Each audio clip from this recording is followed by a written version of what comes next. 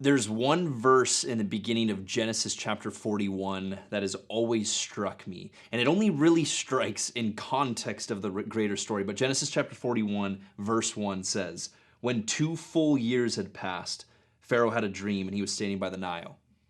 Now, again, just that verse in and of itself, it doesn't do a whole lot, doesn't mean a whole lot. But when you read it in its greater context, this is coming on the heels of one of the wildest stories to me in Scripture, and it's the story of Joseph. I mean, maybe you're familiar with this story. Maybe you saw the Veggie Tales version of it back in the day. Maybe you've grown up in the church, or maybe this is brand new. But Joseph, he's the youngest child and a bit arrogant, a bit prideful, has a dream that his brothers and his family's going to bow down to him. They come up with a solution to deal with their prideful little brother, and it's to kill him. And I don't know about what conflicts you've had with your siblings, but they've never gotten to the stage for me where it's like, all right, he's dead. And so, but instead of killing him, they decide to throw him in a pit. And after they throw him in a pit, they sell him to the Ishmaelites into slavery. He lands in Potiphar's household, where it says that the hand of the Lord was with him.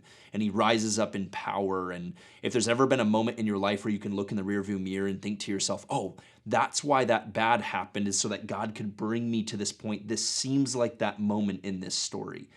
And yet it kind of goes from bad to worse as Potiphar's wife lies about Joseph, and then he lands himself in prison. And she says that he tried to sleep with her when that wasn't the story at all. It was actually quite the opposite. And even in the midst of being lied about, justice isn't served. He lands himself in prison. And then in prison, again, the hand of the Lord is with him, and he kind of rises up in power in the ranks in prison. And then it seems like the story's going to turn, right? This seems like the moment where things are going to go from bad to worse, and then they got worse again, and then maybe this is where it gets better, and it doesn't. Pharaoh's cupbearer and his baker, they also get thrown into prison alongside Joseph, and Joseph interprets a dream for them, and one of them, it doesn't end very well. The cupbearer gets released, the baker gets impaled, and then it says, hey, Joseph, on when they're leaving prison, he says, hey, don't forget about me. Tell Pharaoh about me. And then Genesis chapter 41, verse 1, when 2 full years have passed. 2 weekends ago, Chris Brown said there's two truths.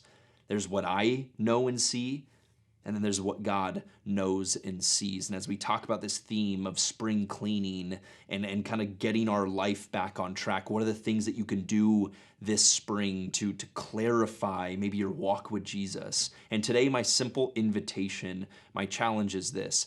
It's a question of how do we see more of what God sees and more of what God knows? Because more often than not, I see and I know only what I see and what I know. Blind spots are called blind spots for a reason. And when I read the story of Joseph, 17 years from the moment he gets thrown into that pit and sold into slavery to the moment where it would kind of become obvious what God was doing with him in Egypt, those 17 years, what can we learn from this guy? When 2 years he's forgotten. For me, 2 years is a long time. Right? Sometimes I have a hard time waiting 2 weeks or 2 months for something that doesn't make sense in my plan. And three simple things this spring, and maybe even today, that you implement. How do we remember? How do we see? How do we know what God sees and knows? Number one, it's prayer. And prayer, I love that Chris says this, has to be more relational than rational. Right? How can I spend time with the person who loves me the most today simply so that I can see his perspective and know he knows more than I see my perspective? Number two, his word. How do I read his word, dive into it to know him and his character so that I can see and understand more of what he sees and knows? And lastly, wise counsel. Who are the people outside my life that when I have blind spots and I'm blind to them, how do they help me see those blind spots? How do they come into my life and challenge me and bring me back to biblical wise counsel to say, hey, maybe you need to look at it this way, or maybe God's trying to teach you this? Would those three things be implemented into my life today? That sometimes when I'm struggling seeing and knowing what God sees, I need more time in prayer. I need more time with him. I need to dive into his word, and I need wise counsel in my life. Thanks, Dosers. We'll see you tomorrow.